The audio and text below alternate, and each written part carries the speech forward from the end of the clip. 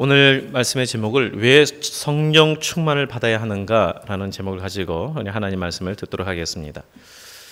바나바 바울이 교회 역사상 최초로 세계 선교를 위해서 파송을 받았는데, 그런데 오늘 본문을 읽었던 말씀에 보면 우리가 좀 주의 깊게 읽어야 될 말씀이 있어요. 자, 4절 말씀을 보시면 두 사람이 성령의 보내심을 받았다라는 기록이 있죠. 자, 우리가 오늘날로 말하면 이렇게 말하는 것이 더 자연스러울 거예요. 뭐냐면 두 사람이 안디옥 교회로부터 파송을 받아, 이런 표현을 쓰는 것이 더 자연스럽겠죠. 왜냐하면 안디옥 교회에서 보냈으니까. 그 두 사람이 안디옥 교회에서 보냄을 받아, 안디옥 교회에서 파송을 받아 갔다, 이렇게 표현하는 것이 지금으로 볼 때는 굉장히 일반적일 것 같은데, 그런데 본문은 성령의 보내심을 받았다라고 기록하고 있습니다. 이것은 사람을 택하고 인도하는 모든 일의 주관자가 바로 성령입니다. 이것을 강조하고자 하는 말씀이에요. 우리가 잘 알다시피 사도 바울은 이 사울이라는 이름으로 있을 때에 교회를 핍박하기 위해서 심지어 예루살렘에서 200km 떨어져 있는 다메섹까지 도보로 온전길로 오를 정도로 그만큼 아주 극심하게 교회를 반대했던 사람입니다. 근데 그러한 사울을 예수님께서 직접 찾아와 주시고 자신을 계시하여 주시고, 그래서 새로운 인생을 살게 하셨어요. 그래서 그 변화된 사울이 즉시 하나님의 일을 하고자 하는 그런 마음의 자세가 다 되어 있었는데도 불구하고 하나님께서 그걸 허락하지 않으셨어요. 어떻게 했냐면 먼저 사울을 아라비아 광야로 가서 3년간 경건 훈련을 하도록 하셨습니다. 자, 한 3년 정도 경건 훈련을 하면 이전에 이미 율법에 대해서 능통한 사람이니까 예수님의 계시도 받았고, 그러니까 바로 선교의 일에 투입될 만도 한데 그러지 않았어요. 고향인 다소에 가가지고 13년 동안 또한 하나님의 부르심을 기다리게 합니다. 그리고 13년 만에 안디옥 교회의 부름을 받아서 1년 동안 목회 사역을 하고, 드디어 예수님을 만나고 예수님의 계시를 받은 이후에 17년 만에 처음으로 선교사로 파송이 된 거예요.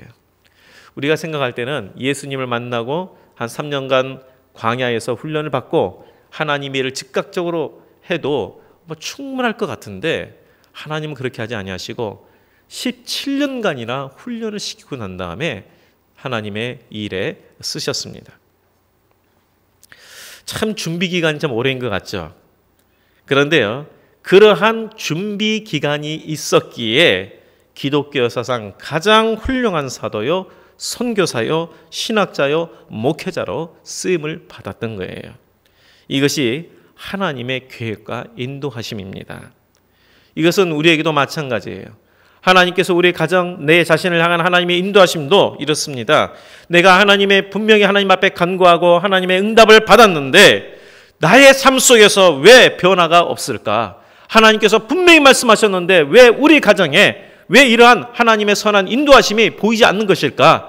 이렇게 생각하기 쉽습니다만, 내가 지금 원하는 것과 다른 상황이 전개된다 할지라도 그 상황 가운데 하나님의 선한 계획이 반드시 있다는 거예요.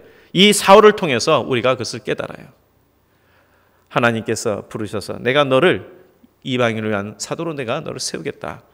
근데 정작 그 쓰임을 받은 것은 17년 후라니까요. 바나바와 바울이 세상을 향해 보냄을 받은 것은 하나님의 계획이었습니다. 그건 안디옥 교회의 계획이 아니에요. 오히려 안디옥 교회는 두 지도자가 오랫동안 교회를 섬기기를 더 원하는 거죠. 안 그렇겠습니까? 그 두 사도가 어떤 사람입니까? 성령과 믿음이 충만한 사람입니다. 착한 인격을 갖춰서 바나바와 같은 경우는 착한 인격 때문에 많은 사람이 교회에 더했다 그랬어요. 사도 바울의 경우에는 예수님의 계시까지 받은 특별한 사도입니다. 그런데 겨우 목회 1년 만에 그 두 사람을 보내고 싶겠어요? 예를 들어서 우리 교회에 이러같이 예수님의 계시를 직접 받으시고 이러한 성령 충만하고 인격을 갖춘 이런 사람이 목회하는데 1년 만에 다른 데로 가겠다 그러면 어떻게 생각하시겠어요? 절대 보내고 싶지 않죠. 그런데 안디옥교회 성도들은 우리 지난번 말씀에도 알 수 있듯이 성령님의 인도함을 받고 그대로 순종하는 믿음을 가졌어요. 그래서 성령님이 시키는 대로 사도들을 구별하여 금식하고 기도해서 보냈습니다. 그래서 성경은 안디옥 교회의 보내심을 받아라고 기록하지 아니하고 성령의 보내심을 받아 구브로에 가게 되었다라고 기록한 거예요. 모든 것의 주관자가 누구라고요? 성령 하나님이시기 때문에. 이것은 우리 그리스도인의 삶이 어떠해야 하는지를 말해주고 있어요. 우리 그리스도의 삶, 성도의 삶은 오직 성령의 인도함을 받아야 함을 말해주고 있는 거예요. 그리스도인은 내 생각대로 내 계획대로 사는 인생이 아니에요. 우리 교회는 사람들이 모여서 사람의 생각대로 계획대로 움직이는 조직이 아니에요. 교회는 사람의 뜻이 아닌 성령님의 뜻에 의해서 움직여져야 되는 그러한 성도의 모임입니다. 그래서 성령님의 뜻에 순종할 때에 우리 개인의, 성령님의 뜻에 순종할 때에 우리 교회에 하나님의 역사가 일어나는 것이에요. 이 바나바와 바울이 성령님의 보냄을 받아서 처음 선교지로 간 곳이 오늘 본문에 보니까 뭐라 되어 있습니까? 구브로라 이렇게 되어 있죠. 오늘날 말하면 어디냐면 터키에서 바로 옆에 떨어지는 키프로스라는 이 지중해에서 세 번째로 큰 섬입니다. 근데 이 구브로라는 장소가 굉장히 참 의미가 있어요. 왜냐하면 이 구브로는 이미 스데반의 이 순교 사건 이후에 흩어진 유대 그리스도인들에 의해서 복음이 전파되기 시작했어요. 사도행전 11장 20절 말씀에 보면요, 바로 이 구브로에서 온 사람들이 안디옥 교회를 세웠어요.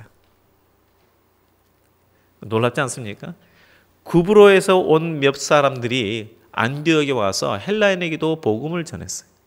그러면서 교회가 생겼는데, 그래서 지금 현재 이 구브로로 첫 번째 이 선교로 나가고 있는 거예요. 안디옥 교회에서 지금 현재 파송된 두 사도가. 얼마나 이 하나님의 그 세밀한 인도하심입니까? 불과 1년 전만 하더라도, 아니 많이 오래 잡아도 2년 전만 해도 안디옥은 복음이 무엇인지도 몰랐던 선교 불모지였어요. 그런데 그러한 안디옥이 복음이 전파되고 주의 손이 함께함으로 교회가 부흥하여서 이제는 세계 선교에 쓰임을 받는 교회가 된 거예요. 그것도 첫 번째 선교지는 어디예요?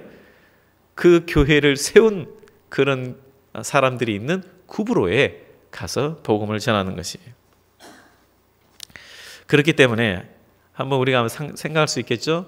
바울과 바나바가 이 구브로 방문했을 때에 그곳에 있는 소수겠지만 믿는 사람들이 얼마나 큰 도전을 받겠어요. 아니 우리가 여기에서 갔던 몇 사람들이 그곳에 가서 복음을 전했다라는 그 이야기는 들었는데 불과 1년에서 조금 넘는 이 시기간에 이들이 교회가 견고해져 가지고 이제는 전 세계를 향해서 이제 복음을 전하기 시작하게 된 거예요. 얼마나 큰 도전을 받겠습니까? 바로 사람의 능력으로는 이것이 불가능해요. 사람의 능력으로는. 바로 이것이 성령의 능력이라는 역사라는 것을 이들이 깨닫게 되는 거죠. 그렇기 때문에 이 말씀을 통해서도 우리가 어떤 상황에 있든지 간에 오직 하나님만 의지하고 하나님의 행하시도록 간구하는 그런 자세가 필요합니다. 하나님의 일은 하나님의 능력으로 하는 것이지 내 능력과 내 생각으로 하는 것이 결코 아닙니다. 근데 이 하나님의 능력이 어떻게 해서 주어집니까? 지속적으로 하나님 앞에 간구하고 주의 말씀에 순종하는 삶을 통해서 하나님의 능력이 주어져요. 그래서 우리가 하나님 앞에 철저히 하나님을 의지하고 인도함을 받도록 그러한 삶이 되도록 하나님은 우리를 요구하시는 것입니다. 성령 충만한 자를 통해서 하나님의 역사가 일어나요. 이 본문에 보면 이 바나바와 바울이 이 구브로의 섬에 처음에 이제 도착했던 것이 이 살라미라는 곳인데 이 섬에 이 동쪽 끝이에요. 그런데 섬을 이렇게 횡단해 가지고 서쪽 끝인 항구 도시는 여기 보면 바보로 되어 있는데 원래 뭐냐 파포스라는 곳인데 180km 정도를 횡단해 가지고 복음을 이제 전하면서 가고 있는 거예요. 그러다가 이제 파포스라는 곳에 왔을 때에 두 사도들이 과연 이 섬에 우리를 보내신 정말 하나님의 특별한 계획이 또 있구나라는 걸 깨닫게 돼요. 그게 뭐냐면 자, 여기 파포스라는 그런 그 도시는 로마에서 파견된 총독의 관저가 있는 곳입니다. 근데 거기에서 대표적인 두 사람을 만나요. 자, 한 사람은 바예수라는 그 사람인데 거짓 선지자입니다. 그리고 총독 서기오 바울로 되어 있는데 누구냐면 세르기우스 파울로스라는 사람이에요. 그러니까 이 바예수라는 사람은 뭐냐면 이 바라는 것은 아들이란 뜻이에요. 예수는 여호수아. 그래서 이 구원자란 뜻이에요. 그러니까 이름이 무슨 의미냐면 구원자의 아들이다 이런 뜻이에요. 바예수가. 이거는 정통 유전이라는 것을 우리가 알 수 있는데 근데 실상은 뭐라 그래요? 거짓 선지자요 또 마술사였다. 성경 그렇게 기록하고 있어요. 그러니까 이 사람이 마술을 치면서 점을 치면서 이 총독의 측근으로 있는 거예요. 자, 또 한 사람은 아까 그 총독이었던 세르기우스 파울로스라는 사람인데 이 사람은 상당히 그 원로원에서도 그 어느 정도의 그 행사할 수 있는 영향력이 있었던 사람이라 그래요. 자, 그런데 이런 사람인데 이 마술사에 의해서 이 점을 치는 사람에 의해서 영향을 받았지만 그래도 그 안에는 그래도 지혜가 있는 사람이라 바나바와 바울의 소문을 듣고서는 하나님의 말씀을 듣고자 하는 그런 열망이 있었습니다. 오늘 이 7절에 보니까 이 말씀에 마지막에 보면 이렇게 되어 있어요. 바나바와 사울을 불러 하나님의 말씀을 듣고자 하더라. 듣고자 하더라라는 이 하더라라는 뜻은 어떤 말이냐면 원어에는요. 간절히 바라며 찾았다라는 뜻이에요. 그래서 그 자신이 바나바와 바울의 이 복음에 대해서 그 소문을 듣고는 정말 이들에 대해서 말씀을 꼭 듣고 싶었던 거예요. 한번 들어볼까? 그게 아니라 정말 듣고자 하는 그 마음이 강했다는 거예요. 이 아까 말했던 이 파포스라는 도시에는요.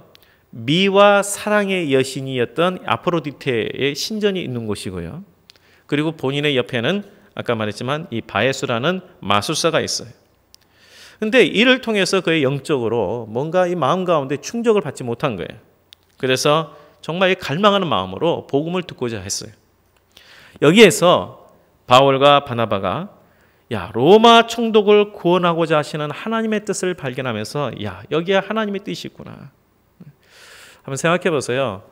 이 총독이 로마 그 총독이면요. 그 당시에 황제인 가이사를 신으로 모시는 그런 사람입니다. 그곳에 최선봉에 서는 사람이에요. 그 사람이 바로 그리스도인이 된다는 것은 참 어려운 일이에요. 그런데 하나님께서 첫 번째 선교의 지역에 갈 때에 바로 이 총독을 그리스도인으로 변화시키는 놀라운 계획을 갖고 계셨어요. 그런데 이 부분에 대해서 어떻게 했어요? 이것을 방해하는 이 측근의 바예수라는 선지자, 거짓 선지자가 방해했죠. 8절에 보니까 믿지 못하게 힘쓰니 라고 했어요. 이 말은 왜곡하다라는 뜻이에요. 왜곡하다. 그러니까 말씀을 전하면 본인도 유대인이니까 말씀에 대해서는 조금 알잖아요. 근데 복음을 전하면 옆에서 그것이 아니다 한 식으로 자꾸 왜곡을 시키는 거예요. 왜곡을. 그 이유가 무엇인지 아시죠? 영적인 이유가 아니고 지금까지 자기가 가졌던 지위가 무너질까 봐 그것 때문에 옆에서 막 방해를 해요. 결국 그래서 바울이 성령의 충만함으로 이 바예수를 모든 그 방해를 제거를 합니다. 그 눈이 멀어서 더 이상 방해하지 못하도록 이렇게 만들었죠. 자, 여기에서요. 바예수를 제압했다는 것이 중요한 게 아니라 성령이 충만했다는 것이 중요합니다. 이 부분이 중요해요. 자, 그렇다면 성령이 충만하는 게 무엇인가? 우리가 참 오해를 많이 하는 것 같아요. 성령 충만에 대해서. 이상하게 성령 충만하면 무슨 이 배터리가 예를 들어서 이게 여기 많이 달아가지고 넣었으면은 충전시키는 식으로 뭐 성령 충만이 무슨 충전하는 것처럼 그렇게 생각하시는 분이 참 많은데 그게 아니고 우리 성령님이죠. 성령 하나님. 우리의 성령 하나님의 마음에 사로잡혀서 하나님의 마음을 품고 하나님의 인도하심을 온전히 받는 것이 성령 충만이에요. 다시요. 성령 충만은 우리 안에 계신 성령님께서 나의 마음을 온전히 사로잡고 그래서 내가 하나님께 사로잡혀서 하나님의 생각을 품고 하나님의 온전한 인도함을 받는 것, 이게 성령 충만인데 성경에서는 계속해서 그 말씀하시죠. 성령 충만하라, 성령 충만을 구하라 말씀하고 있어요. 이 성령 충만함이 없이는 우리가 하나님의 마음을 품고 하나님의 인도함을 받지 않냐고는 오늘날 믿음 생활을 우리가 제대로 할 수가 없어요. 자, 로마 제국의 그 당시에 가장 최강대국인데 이 강대국의 총독이면 세상에서 부러움을 받는 사람입니다. 그 당시엔 신분사회잖아요. 노예도 있고 평민도 있는 그런 시대에 총독이면 귀족이잖아요. 얼마나 신뢰를 그런 사람을 볼 때 부러워하겠어요. 권력을 소유했죠. 재물을 소유하고 있는 힘 있는 사람입니다. 그런데요, 그런 자를 성령 충만한 그 마음으로 볼 때는 부러움의 대상이 아니고 두려움의 대상이 아니고 구원의 대상으로 보이고 불쌍한 자로 보여요. 왜요? 그런 권력을 가진 사람인데 거짓 선지자, 마술사에 의해서 미혹돼 가지고 있는 걸 보면 참 불쌍하게 보이는 거예요. 우리가 하나님의 마음에 사로잡히고 하나님의 인도함을 받지 못하면요, 오늘날 이 시대에 얼마나 우리 유혹거리가 많습니까? 참 부러워할 만한 것들이 얼마나 많아요. 누가 더 좋은 차를 타고 다니고 좋은 직장에 다니고 하면 참 부럽잖아요. 우리가 부러워해야 될 것이 사실 물론 그것이 나쁘다는 거 아니에요. 그렇게 사실 우리가 살면서 많이 베풀면 얼마나 좋아요. 그러나 이것이 부러움의 대상이 아니라 정말 우리 성령 충만하면 부러움의 대상이 뭐냐면 정말 하나님의 성품을 닮아가는 사람, 하나님의 뜻 가운데 사는 사람, 하나님의 영향력을 행하는 사람, 이런 것이 우리 부러움의 대상이 돼야지 잠시 지나면 없어질 것들에 대해서 부러워하면서 정작 우리가 부러워할 것을 부러워하지 않는다면 정말 얼마나 참 이것이 무기력한 믿음의 삶입니까? 성령 충만하지 않으면 우리의 바라보는 것이 이 땅의 것만 바라보게 되고요, 영원한 것은 바라보지 못해요. 성령 충만한 그리스도인은 보는 관점과 가치관이 다를 수밖에 없어요. 하나님의 관점으로 보기 때문에. 왜 권력과 부를 소유한 힘 있는 자를 불쌍히 여기고 그 영혼을 구원하고자 힘썼겠습니까? 오늘 본문에 보면은 참 이 힘썼다라고 말씀하고 있어요. 그런데 그것은 영원한 것, 천국을 소유했기 때문에 한 줌의 죄로 끝나는 인생, 심판에 되는 대상이 되는 인생을 불쌍히 여기는 마음이 있기 때문에 그렇습니다. 또한 이 성령 충만한 사람은요, 불의를 물리치려는 그러한 정의감과 또 궁일이 여기는 마음이 있어요. 이 사도 바울이 이 총독의 영혼을 해치는 이 거짓 선지자 바예수의 시력을 잃게 해서 더 이상 악을 행하지 못하도록 했죠. 근데 11절에 보면 이렇게 기록이 되어 있습니다. 즉시 안개와 어둠이 마술사를 덮어서 시력 상실을 가져왔어요.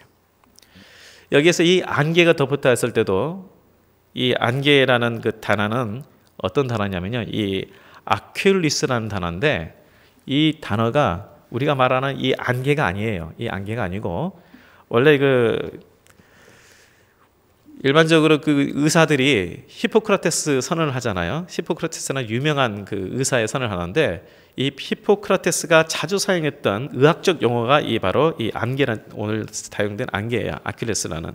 이게 뭐냐면 이 눈동자의 수정체나 이 결막염, 백내장 같은 발병으로 흐려질 때에 이 아킬레스라는 단어를 쓴대요. 그러니까 명령할 때 안개가 덮어진 게 뭐냐면 눈에 있는 갑작스럽게 눈에 결막염과 여러 가지 백내장 이런 것들이 갑자기 낀 거예요. 그래서 눈이 보이지 않게 되는 거예요. 그런데 중요한 것은 이러한 시력 상실이 아니라 얼마 동안의 기간에 한정됐다는 거예요. 자, 오늘 본문의 말씀에 보면은 그러게 돼 있죠. 11절에 보니까 보라 이제 주의 손이 내 위에 있으니 내가 맹인이 되어 얼마 동안 해를 보지 못하리라 그랬어요. 여기에 보면 한시적인 기간을 이야기해요. 너가 더 이상 앞으로는 너가 이제 평생 너가 이렇게 마귀의 자식이요 의회를 방해하는 그런 세력이니까 너는 평생 동안 너는 보지 못하리라 이렇게 말하는 게 아니라 얼마 동안 보지 못하리라 이렇게 이야기를 해요. 그것이 무엇을 말하냐면 비록 불의에 대해서는 대항하면서도 불의한 자 바예수마저도 회개하고 돌이키도록 기회를 주는 거예요. 왜냐하면 본인이 그 은혜를 받은 자잖아요. 예수님을 만남으로 본인도 눈이 멀었어요. 시력이 상실됐어요. 그러다가 그 며칠 만에 시력이 회복이 돼서 새롭게 새 인생을 살았잖아요. 이 바에서도 딱 보면서 불의를 행한 자예요. 그러나 내 자신의 모습을 본 거예요. 거기서도.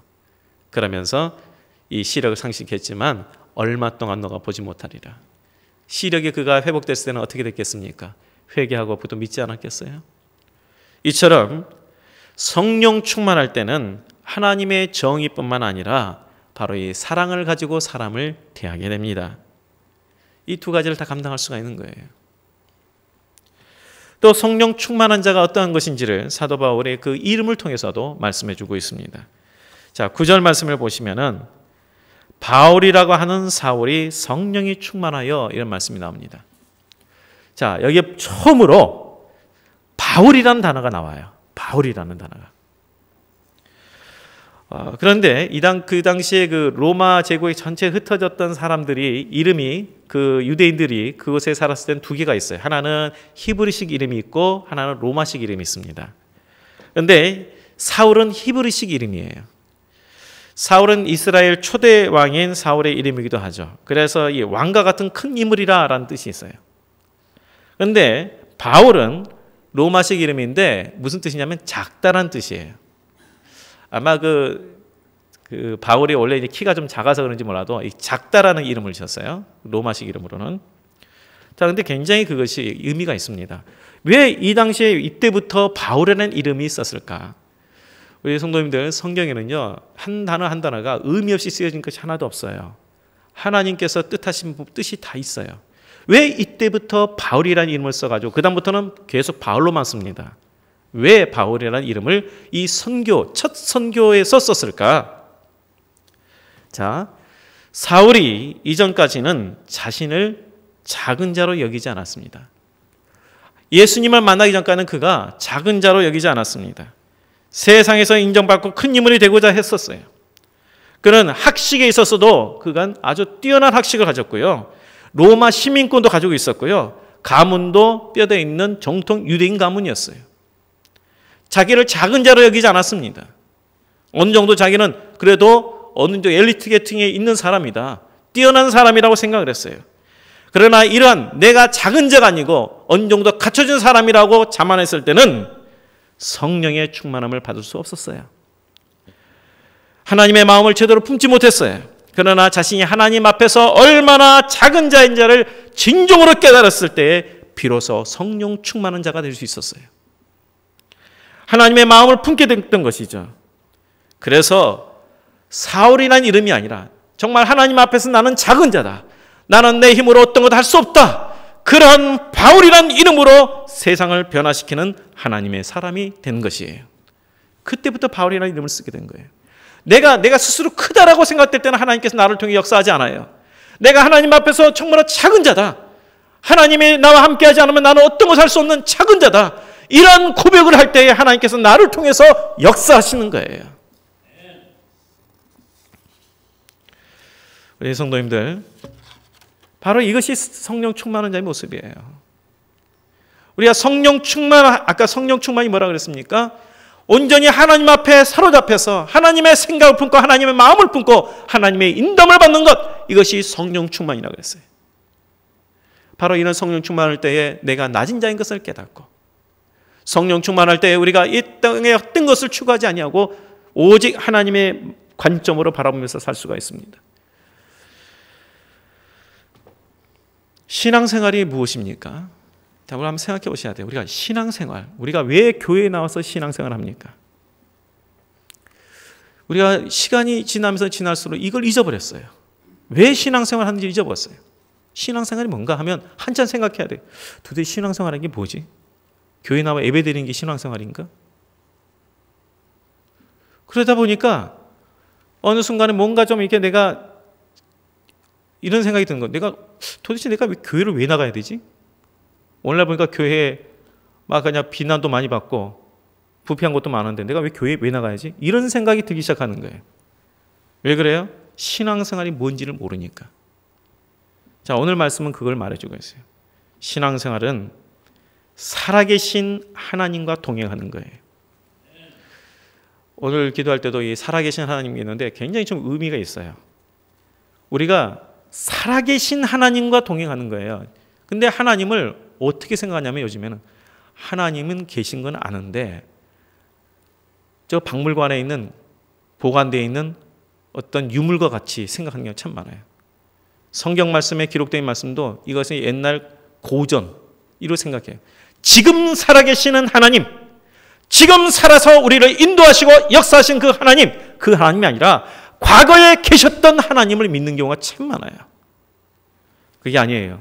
살아계신 하나님, 지금도 살아계신 하나님과 동행하는 것, 이게 신앙생활이에요. 그래서 동행하신 그 하나님과 교제하면서 인도함을 받으면서 사는 거예요. 이게 신앙생활이에요. 바로 이러한 신앙생활을 할 때에 하나님으로부터 교제하는 가운데 하나님으로부터 우리가 영적인 공급을 받잖아요. 하나님의 세밀한 음성을 듣고 인도함을 받잖아요.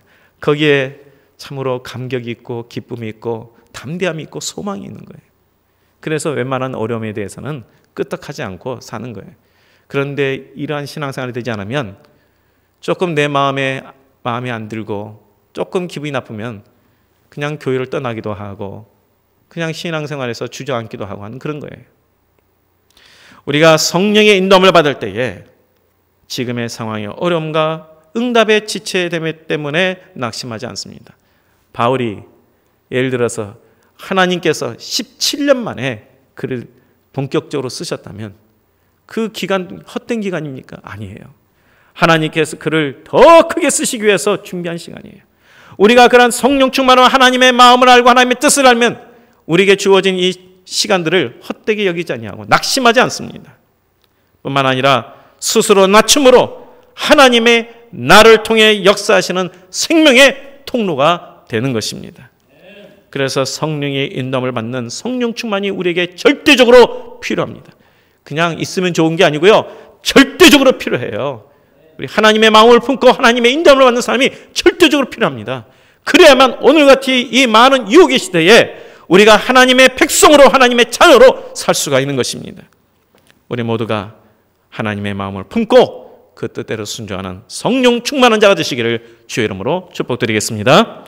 기도하겠습니다. 하나님 아버지, 우리가 하나님을 믿는다 하면서도 정작 하나님의 인도하심과 동행하심이 없는 그런 삶을 살았습니다. 아버지 하나님, 용서해 주시고 이제는 내 생각과 내 감정대로 행하는 어리석은 자가 아니라 오직 하나님의 마음과 하나님의 인도함을 받는 우리 성도들이 되게 하여 주시옵소서. 겸손을 통하여 하나님의 능력이 우리에게 있게 하여 주시옵시고 우리 모두가 성령 충만한 자가 되게 하여 주시옵소서. 예수님 이름으로 기도합나이다. 아멘.